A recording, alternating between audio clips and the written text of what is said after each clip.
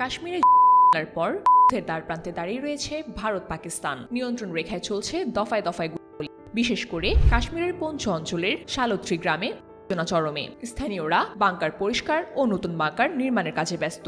ভারতীয় সেনারা জানায় পাকিস্তানের সেনারা বিনা উস্কানিতে চালিয়েছে। ভারতও তার উপযুক্ত জবাব দিয়েছে, যদিও এতে কোনো হতাহতের খবর পাওয়া যায়নি। এদিকে সিন্ধু নদীর পানি নিয়েও দুই দেশের মধ্যে উত্তাপ ছড়িয়েছে চরম পর্যায়ে। পাকিস্তানের পিপিপি চেয়ারম্যান বিলাওয়াল ভুট্টো হুঁশিয়ারি দিয়েছেন, পানি না পেলে বইবে। এর জবাবে ভারতের জলশক্তি মন্ত্রী বলেন, পাকিস্তানে এক ফোঁটাও পানি যেতে পারবে না। এদিকে ভারতীয় সংবাদ মাধ্যমগুলো জানাচ্ছে, অনুমতির জন্য রাষ্ট্রপতির কাছে দুটি লাল ফাইল জমা দিয়েছে মোদী সরকার। পাকিস্তানও তার সর্বাত্মক দিয়ে প্রস্তুতির ঘোষণা দিয়েছে।